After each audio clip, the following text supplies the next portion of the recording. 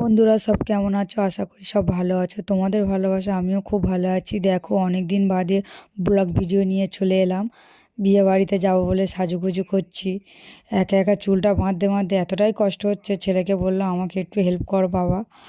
একা একা তো সাজুগুজু করা যায় না, তবু একা একা আমি সব কিছু করি। দেখো মাথা বাঁধছি, মাথা বাঁধা কমপ্লিট হয়ে গেছে, কিছুটা হয়েছে। তাই শাড়িটা পরে একটু আয়নার সামনে নেচে নিলাম যে কেমন লাগছে আমাকে দেখো।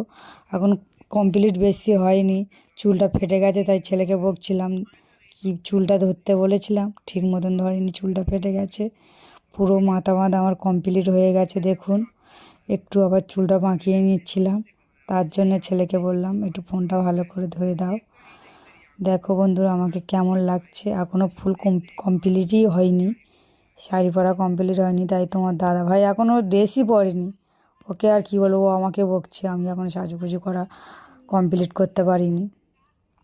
আর একা একা দ্বারা এতটা সাজুগুজু করা সম্ভব নয়। দেখো কেমন লাগছে। চলো বন্ধুরা, আমার পুরো শাড়ি পরা কমপ্লিট, মেকআপ পুরো কমপ্লিট, মাথা মাথাও কমপ্লিট। কেমন লাগছে দেখো, একটু নেচে নিলাম ক্যামেরার সামনে।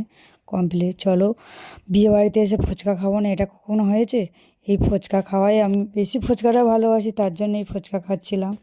দেখো ছেলে আর আমি, আর দেওরটা এসে দেখো কেমন পেছনে দাঁড়িয়েছে, ওদেরকে একটু গালেও দিচ্ছিলাম। জাস্ট 5টা ফুচকা খেয়ে আর কিছু খেতে পারিনি। দেখো বন্ধুরা